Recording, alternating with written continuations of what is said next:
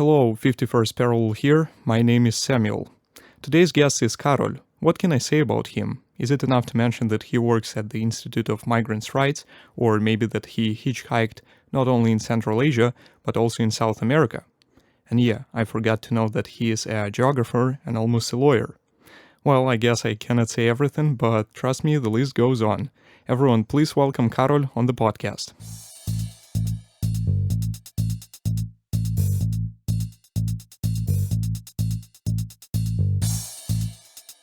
Hello, thank you for having me. Hello.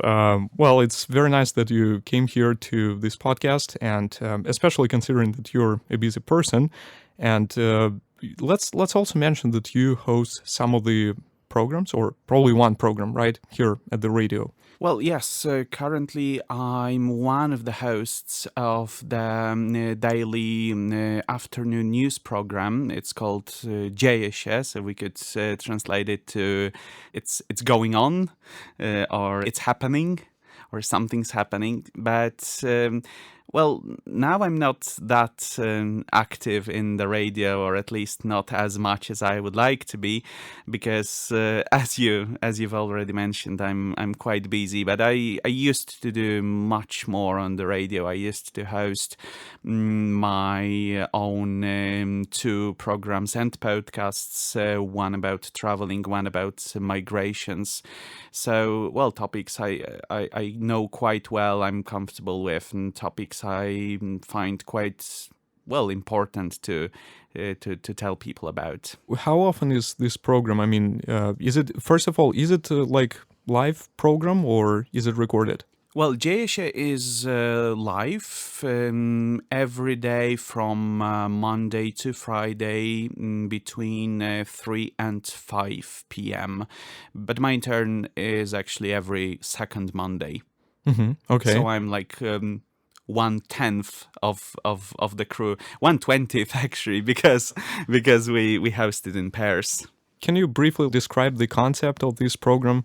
Well, we summarize the current things going on in Wrocław mostly, but also in Poland or worldwide if we find it important enough.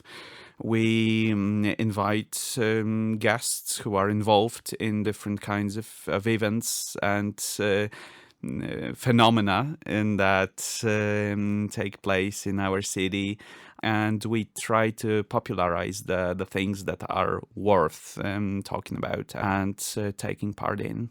Mm-hmm. Okay, let's get to your main job. And you have this manager position at the Institute of Migrants' Rights. Is that correct? It is. Mm-hmm. So what does this organization do?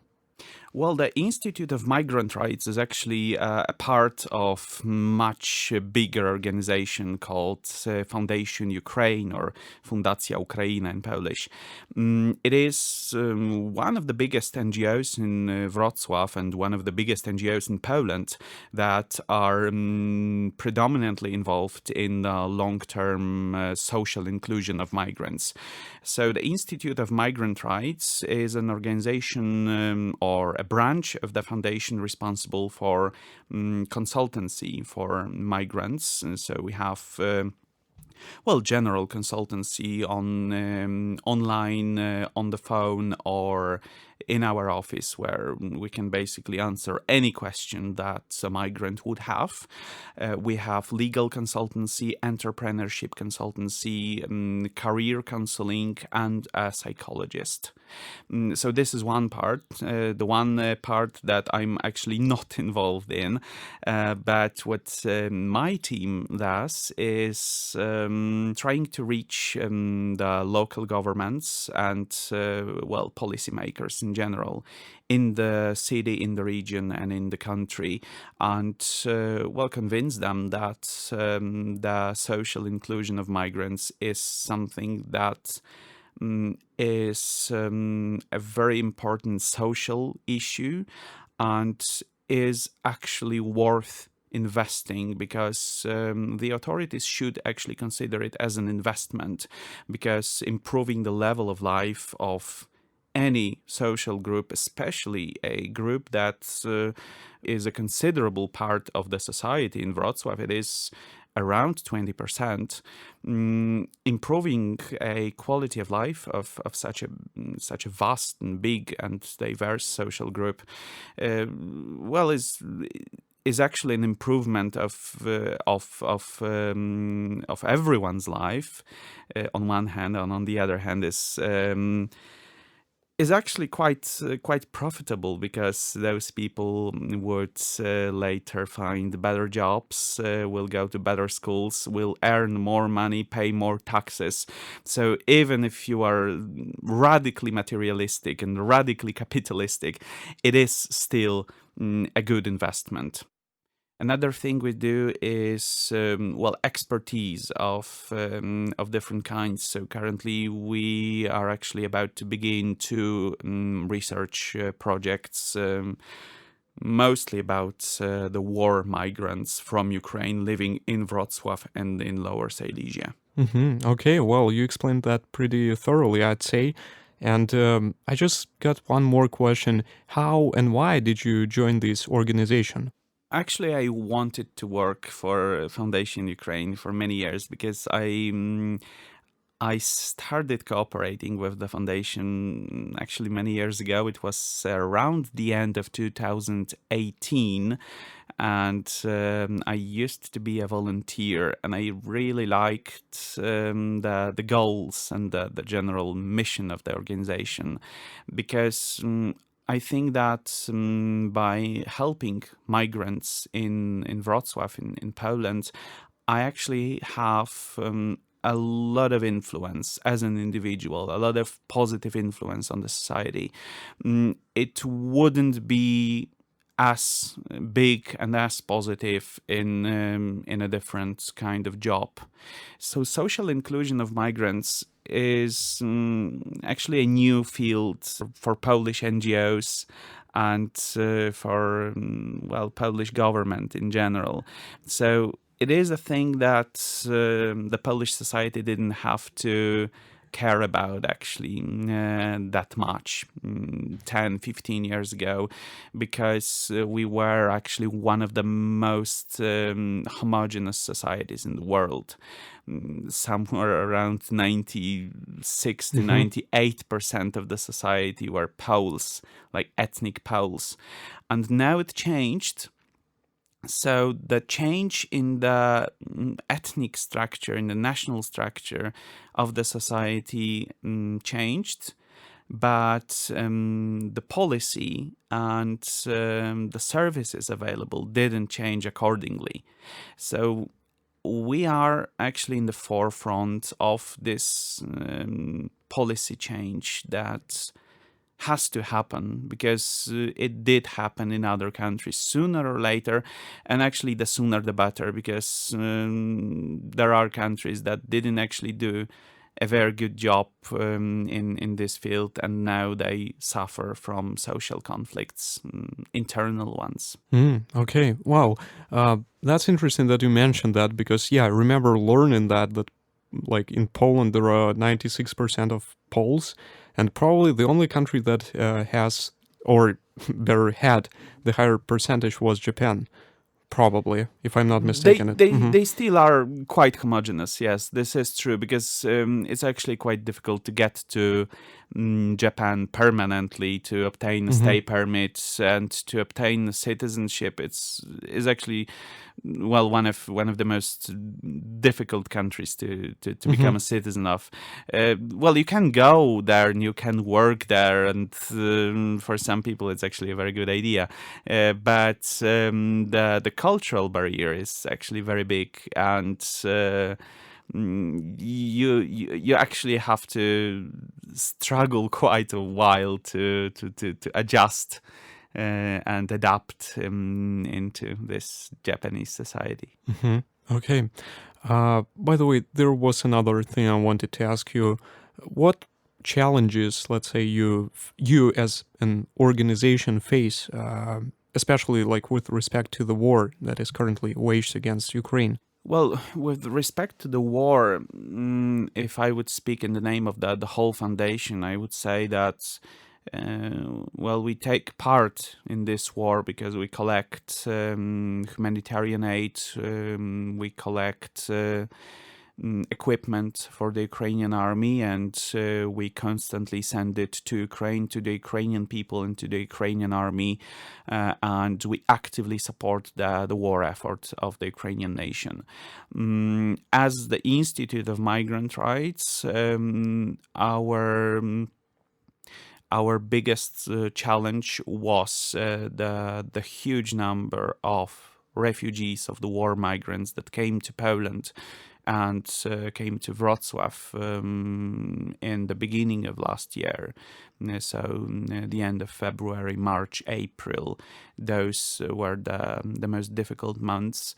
And we actually had to, well, push our limits quite a lot to help as many people as we could. And this is actually how I ended up in the Institute of Migrant Rights, because I started working there in the beginning of April last year, and I was invited to work there. Well, mostly because the institute really needed new people who are already quite aware of the migration policy in general and how it should look and what the migrants would actually need. And I actually had such an experience as a volunteer of the Foundation Ukraine, and later a journalist and host of a radio program about migrations. So I was quite aware. I was able to do quite an efficient job, and I hope I still can. Okay, let's move to another thing. You're quite an active person, I would say, and also you mentioned something like this institute needed people who are aware of the situation and of the policy. And let's mention your I don't know, traveler career. Oh yes, I used to be a traveler. I still travel from time to time, but it's much more difficult if you have a job. I have two jobs actually, one in the Institute of Migrant Rights, one in the Institute of Sociology, where I'm a PhD student, and I have, well, quite a time-consuming PhD project. I don't think I'm still able to go somewhere for 3 or 4 months as I used to, but I used to travel mostly by hitchhiking. I think it's by far the best way to travel if you really want to meet the people and learn as much as you can about the country and about the culture. Because as a hitchhiker, you meet, well, pretty much any kind of people with a very wide range of political opinions, wide range of cultural backgrounds. Well, last year I went to Turkey for 3 weeks. We went together with my girlfriend, and I remember one time a car stopped and there were 3 men inside, and one of them was a Turk, a native Turk. One of them was a refugee from Syria, and one of them was Ukrainian who came after the 24th February. So they met somewhere and they became friends. And one spoke Russian, one spoke Turkish, and one spoke Arabic. But they could somehow communicate with each other. So that was actually quite heartwarming. And well, this such level of diversity inside one car, Yeah, if you know what I mean. of course. So well, yes, and I started this traveling adventure in 2016, and my first journey was actually to Turkey. and I hitchhiked to Istanbul. I met a lot of great people, and I actually keep in touch with them.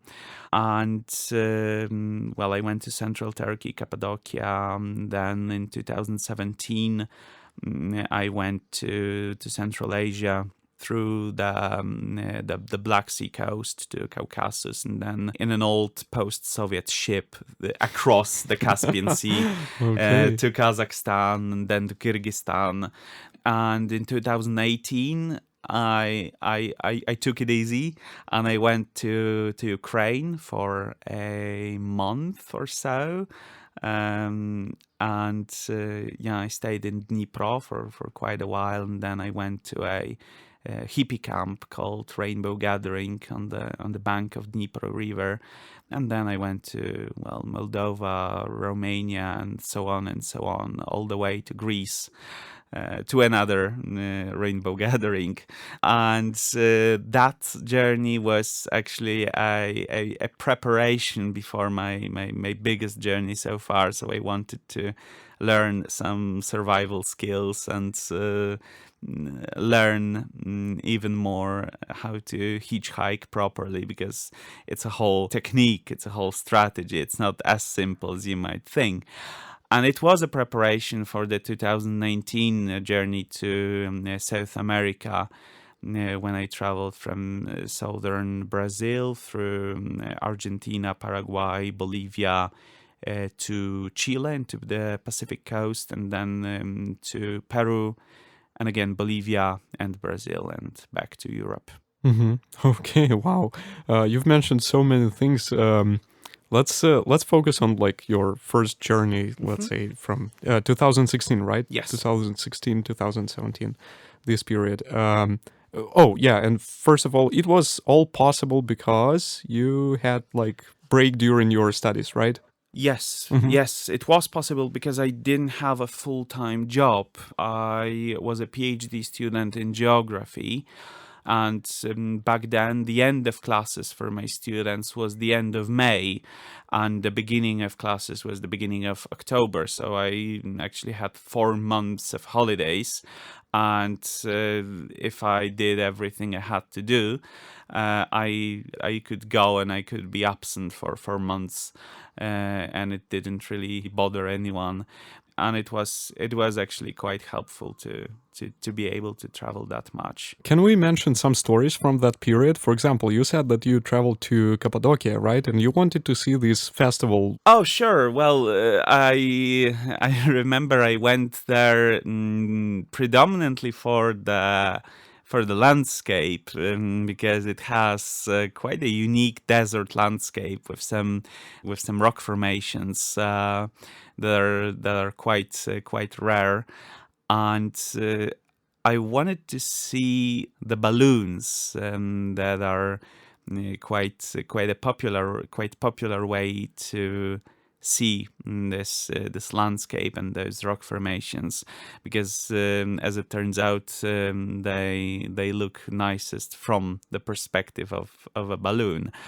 And I had this dream to set up my camp and my tent right below the balloons.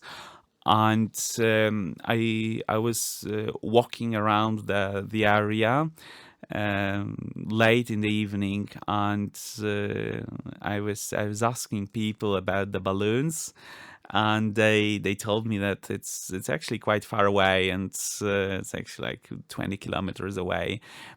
So yeah, I gave up and I decided to just go to sleep anywhere, and I found a nice hill that looked suitable at night, at least. And I set up my camp and I went to sleep. And somewhere around 5:30, 6 a.m., I was woken up by this sound that sounded like right. Okay. Yeah, that was quite surprising. And I got up. I went out of my tent and I saw like 20 or 30 balloons all over the place and all around me. And I was actually the only person there because I set up my camp somewhere in the middle of nowhere. Those people in the balloons were waving at me, taking photos, taking videos, and so on. So I assume I got Popular there. quite popular in like China or Japan or somewhere, because as far as I heard them, they were some Asian tourists. So yeah, that was a very nice surprise, I guess. Yeah, wow, what a story. Can you tell me another story? Why is it useful to sleep with a knife? Well, it is, I didn't want to send this message that hitchhiking or traveling in this way is unsafe, because I find it actually very safe.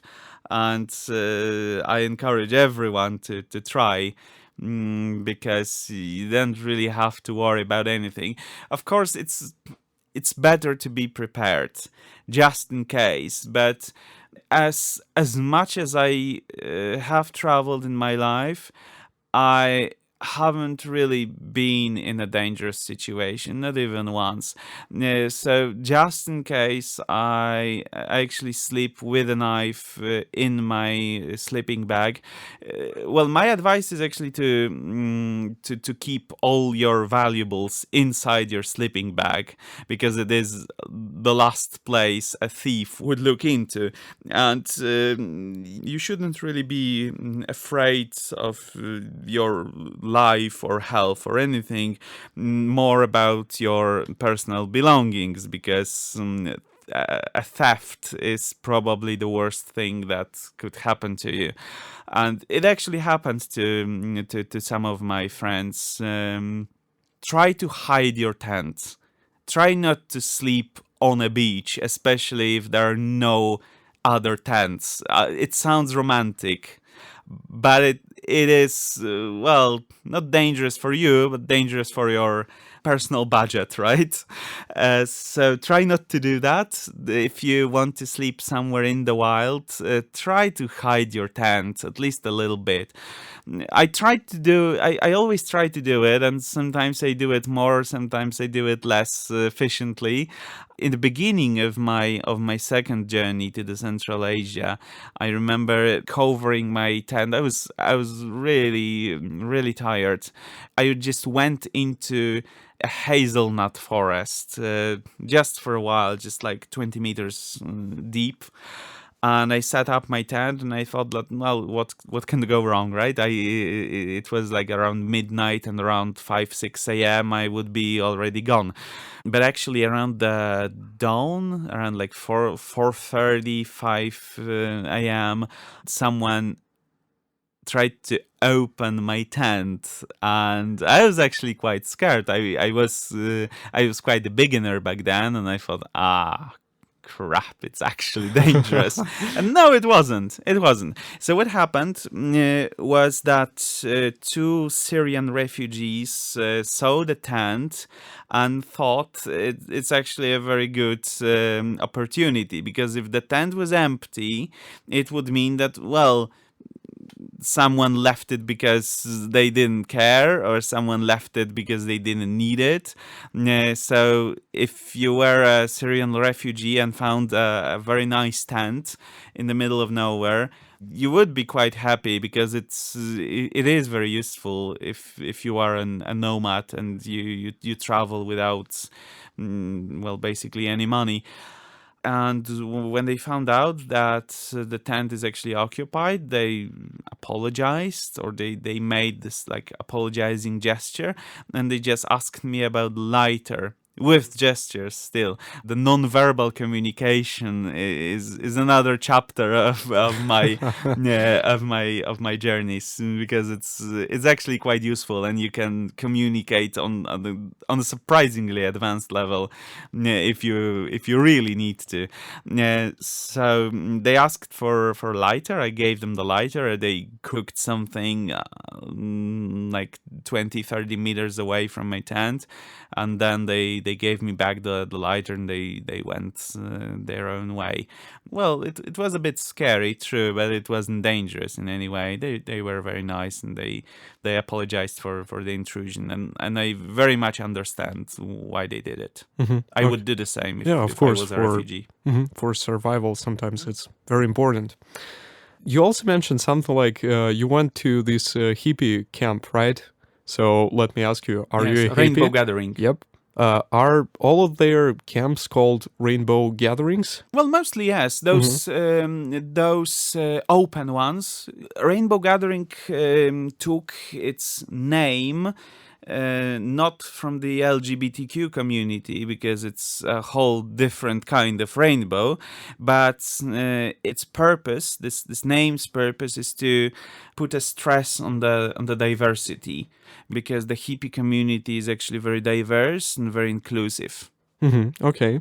So my question would be like, are you a hippie? Do you consider yourself half a hippie, or maybe you just, I don't know, support their ideology? How is it in your case? I visited those hippie camps. It is a simplification. They sometimes, some of them call themselves hippies, but it's, as I said, it's very inclusive. So it's not hippie only, right? Everyone can go, and anyone would be welcome.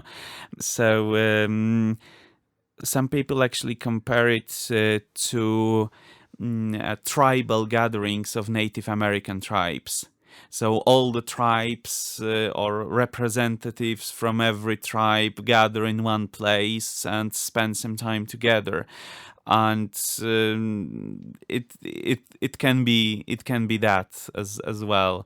Sometimes I would like to, but I really can't call myself a hippie, because no one who has a job and a car and lives in the city, no one like that could call themselves a hippie. On the other hand, I like this philosophy quite a lot. I like the inclusiveness. I like the way that hippies think about other people. So they don't really care about one's religion, one's ethnicity, skin color, or, well, basically anything. They accept you as you are, and you are their brother or sister from the first moment. This is actually how you are welcomed in a rainbow gathering. So welcome home, brother. This is what you would actually hear. Okay. So this, yes, tolerance, acceptance, inclusion. So those values are very close to hippies, and this is what I like very much. And the idea of sharing, and the idea of just sharing everything you have with other people, it would be quite difficult in a regular society. But I try to share as much as I can, and as much as I have an opportunity to. And I used to do a lot as a volunteer, so it was one of the ways I tried to share. Okay, I see. Interesting. Speaking of your journeys, let's now move to South America. So, of course, you also had some interesting stories there, and probably one of the interesting stories would be about your experience of talking to a person who gave you a ride, right? Can we mention this story about Hitler and how Hitler is connected to Poland? Hitler wasn't the one who gave me a ride. Okay, so let's clarify this. Okay. Are you sure? Oh yes. Was he looking like I don't know, 140 years old? No, he wasn't. No, he wasn't. Quite the opposite. But yeah, well, it is a story in which we can see ourselves from some perspective. So I met a Brazilian engineer, who took me from one place to another. He was going somewhere for the weekend, and he spoke some Spanish. I don't speak Portuguese. I speak Spanish, so he spoke Spanish, so we could talk. And he had a very interesting question for me. So he asked how we talk about Holocaust in Poland and how we deal with the subject of Holocaust in schools in Poland, because it has to be very difficult for us. And I told him that, yeah, well, it is a very difficult topic, but it is very important to tell the truth and focus on historic facts and talk about it and teach about it, because this is, well, the only way that we can make sure it never happens again. And he told me, yeah, well, I know that it has to be difficult because, Hitler was, Polish. Yeah, and I told him that it's absolutely not true, and it's even quite the opposite of being he Polish. was anti-Polish. He was quite anti-Polish, right? And we tried to figure out, because he was very, very much convinced that Hitler was in fact Polish, and we tried to figure out where it came from, like how could he ever obtain such a fake news?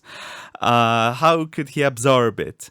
So he told me. So he asked a few questions, right? So okay, Hitler wasn't German, right? Well, yeah, he wasn't.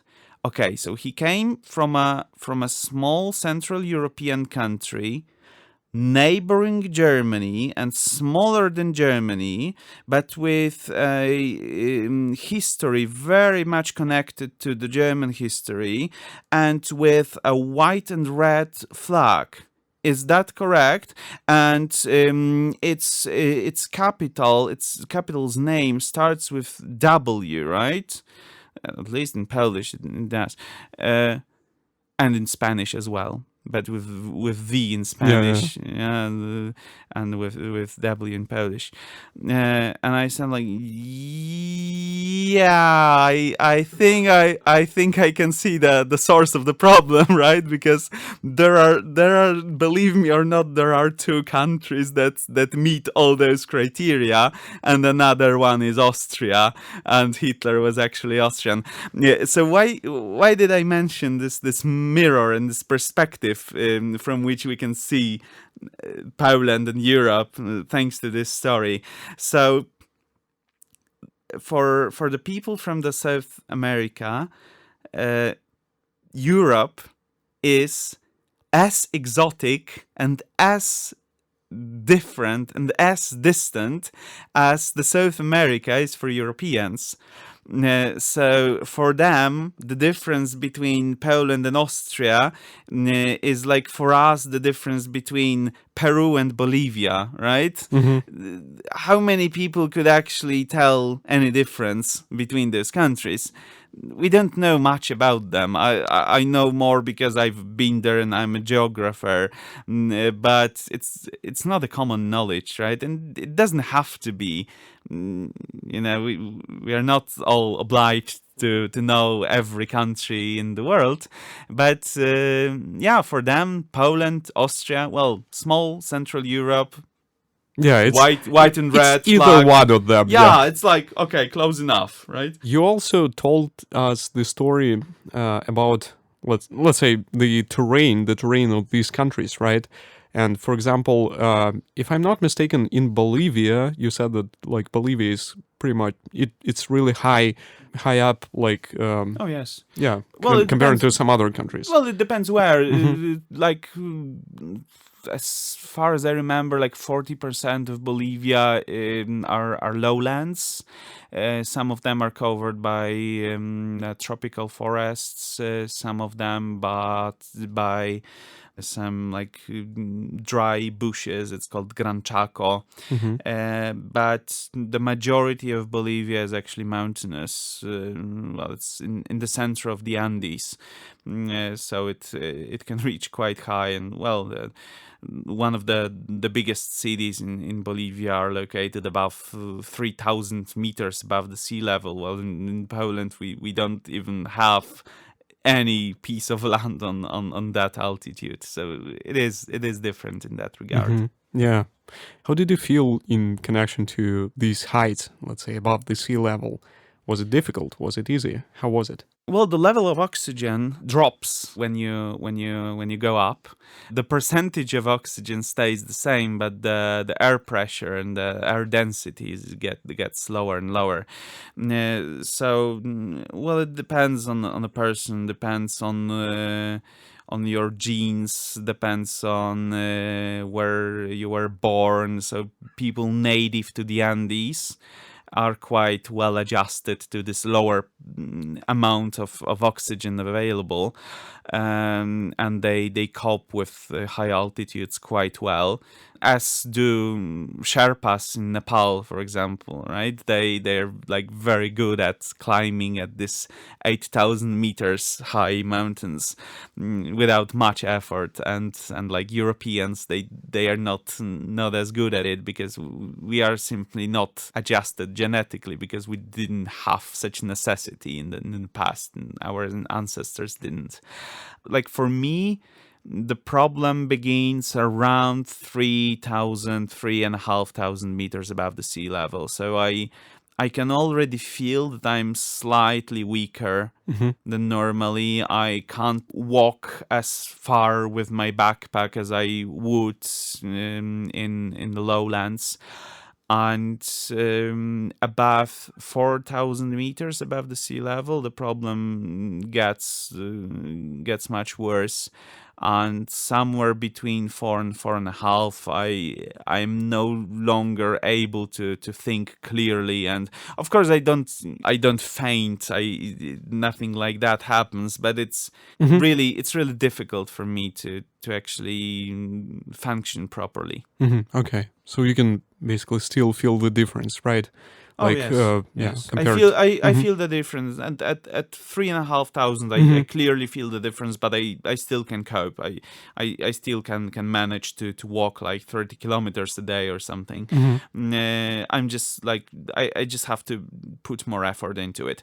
Above 4,000 meters, I can't really do much without staying there for a week or two at least. Yeah, one of the reasons why I mentioned that is because probably like the capital of Bolivia is one of the highest capitals, or maybe the highest. It is the highest. Oh, okay. It is the highest. If we're talking about La Paz, because in Bolivia it's quite complicated, because we have the constitutional capital, which is Sucre, and Sucre is a bit lower. It's around 2,500 meters above the sea level. Still high, but not the highest. But the actual capital, where all the authorities are, is La Paz. And La Paz is, as far as I remember, about 3,600, 3,800 meters above the sea level. So it is well, one of the three biggest cities in Bolivia, and one of the highest. The one of a similar population and considerably higher than La Paz is called El Alto. So the high city, right? Alto is high in Spanish. So it actually borders La Paz, so you can go from one to another, and there's like there's a stone wall separating those two cities, and you have to actually climb a few hundred meters to get to El Alto. But yes, it is. If we consider La Paz, it is the highest capital in the world. There is this famous anecdote about the national football stadium of Bolivia. They keep it in La Paz, and it's no surprise that every time that the Bolivian team are hosts of a match, their results on average are much better than when they are away. Well, it's clearly because of the altitude and because of the fact that other teams are not as well adapted to playing on high altitude. And there were some debates on and some requests towards Bolivia to move their stadium somewhere lower to Santa Cruz de la Sierra, for example, which is another big city in the lowlands. But well, the Bolivians responded that every respectful country every has respectful country, or like most of the countries, have their national stadium in their capital. Our capital is La Paz, and it is located on such an altitude, and but it's not a cheat, right? We don't cheat. We don't locate our football stadium somewhere in the middle of nowhere, high in the mountains, so that we want to cause trouble. It is in the center of our capital, as in many other countries. So what's the problem, right? Like, yeah, sorry, FIFA, we didn't build our city around the stadium, right? Sure. Okay.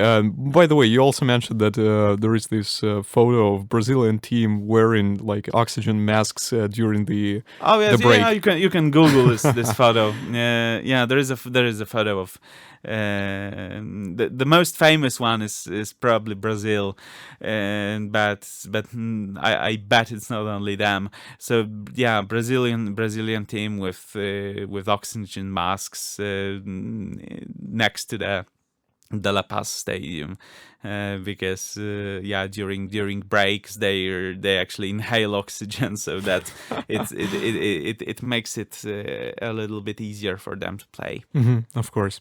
And let's just mention that you managed to get to the Pacific Ocean, right? It was such a relief for you. I remember you told me that. Yes, yes, it was. It was because it was even more so because the same day I reached, as far as I remember, the border crossing between Chile and Bolivia. It was somewhere on, I think it was above 4,800 meters. So it was quite high, and it was quite difficult for me to think clearly. I remember that a truck driver that took me there to the border crossing had a plan to cross the border and go to the Pacific Ocean, to the port of Arica the same day at night. But on the border crossing, he told me that, the line is too long and he will have to wait for one day. And I gave up on waiting with him. And I really wanted to get to Arica as fast as possible. So I took another car. And I remember I left my sunglasses, my charger, like car charger, and my headphones. I left all of this in his truck because I just didn't think I couldn't focus, because I felt that I can't really think, and I had a heartache and a headache, and I was actually quite concerned about my health at that moment. But the same day at night I came to Arica, and you feel terrible, and you know that everything you have to do is to get about 4,000 or 5,000 meters lower, and you do, and all the problems go away, and I felt fantastic when I get to the Pacific coast. Wonderful. And also, probably the last thing I wanted to ask you concerning like that trip to South America was, what was the language of your communication? In South America, it was mostly Spanish. Not everyone in South America spoke Spanish, because in Brazil they speak Portuguese, which is similar to Spanish. So I could have a basic communication with Brazilians. Some Brazilians spoke Spanish as well, more than you would expect, actually, because Spanish is quite popular in Brazil.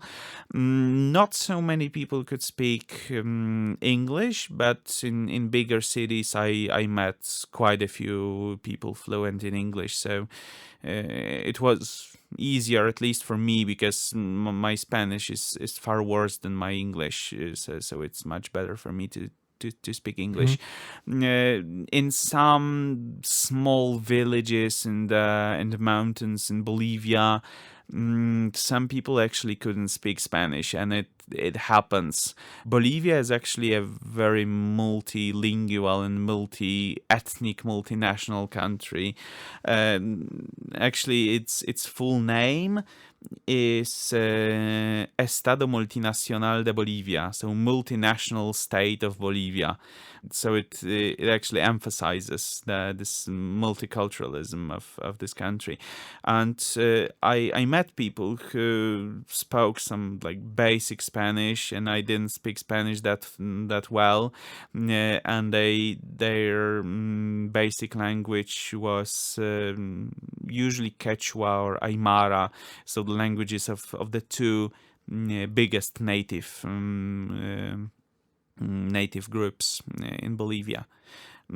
So I didn't have much of a talk with them, but I didn't really have to, because I was just passing by those villages. Okay. Huh, interesting.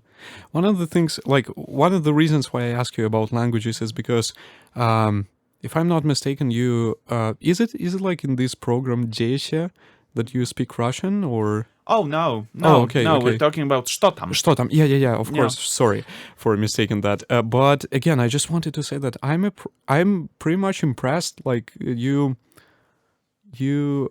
practiced this language, and now you have a pretty decent level, I'd say.